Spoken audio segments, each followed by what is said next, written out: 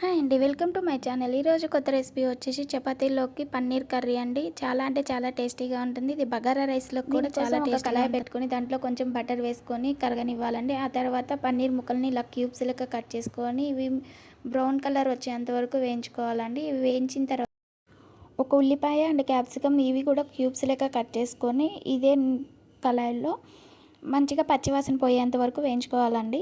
ఇవి బాగా పచ్చివాసన పోయేంత వరకు వేయించుకున్న తర్వాత వీటిని కూడా తీసి పక్కన పెట్టుకోవాలండి. ఇవి పక్కన పెట్టుకున్న తర్వాత ఇదే కళాయిలోకి ఒక టేబుల్ స్పూన్ ఆయిల్ అయితే వేసుకొని సన్నగా తరిగి పెట్టుకున్న ఉల్లిపాయ ముక్కల్ని, టమాటాలని అండ్ ఎండుమిర్చిని పచ్చి వాసన పోయి అవి బాగా మెత్తబడేంత వరకు మంచిగా వేయించుకోవాలండి. ఇవి ఏగనికి ఒక 2-3 మినిట్స్ పడుతుంది. కొంచెం మూతతో కవర్ చేస్తే తొందరగా మగ్గుతాయండి. ఈ 2-3 మినిట్స్ ఇవి మగ్గిన తర్వాత కొంచెం సాల్ట్ వేసి మగ్గనిస్తే త్వరగా మగ్గిపోతాయండి. ఇవి కూడా మగ్గిన తర్వాత ఇవి మిశ్రమాన్ని బాగా చల్లార్చుకొని మిక్సీ జార్లో వేసుకొని పేస్ట్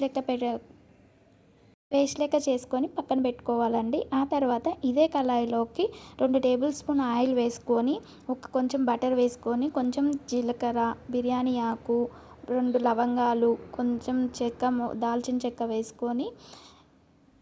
వేసుకోవాలండి. ఆ తర్వాత 4-5 పచ్చిమిర్చిని చీలికలుగా చేసుకొని వేసుకోవాలి. ఆ తర్వాత మనం ముందుగా పెట్టుకున్న పేస్ట్ని అయితే ఇలా నూనెలో కొద్దిసేపు మగ్గనివ్వాలండి. ఇది మగ్గేలోపు కొంచెం పెరుగు తీసుకొని ఆ పెరుగులో ఉప్పు, కారం, పసుపు, ధనియాల పొడి, గరం మసాలా ఇవన్నీ వేసుకొని బాగా పేస్ట్ లెక్క చేసుకొని పక్కన పెట్టుకోవాలండి.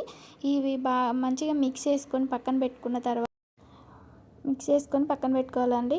తర్వాత ఇది కళాయిలో ఆల్మోస్ట్ చాలా వరకు నూనె పైకి తేలి ఉంటుంది కదా, పైకి తేలింది చూడండి. తర్వాత మనం పచ్చి బఠానీ ముందు 1 గంట నానబెట్టుకున్న పచ్చి బఠానీని అయితే వేసుకోవాలండి. వేసుకున్న తర్వాత కొంచెం వాటర్ పోసుకొని సరిపడా సాల్ట్ వేసుకొని కొంచెం గరం మసాలా వేసుకొని కొద్దిసేపు మగ్గనివ్వాలండి. ఆ తర్వాత మనం ముందుగా వేయించి పెట్టుకున్న పన్నీర్ ముక్కలు, క్యాప్సికమ్ ముక్కలు అండ్ ఉల్లిపాయ ముక్కలను వేసి కొద్దిసేపు మగ్గనివ్వాలి. ఆ మగ్గిన తర్వాత మనం ఇప్పుడు పేస్ట్ రెడీ చేసుకున్నాం కదండి పెరుగుతో, అది దీంట్లో వేసుకొని కొద్దిసేపు కలదిప్పుకోవాలండి. అడుగంటుకోకుండా చూసుకోవాలి.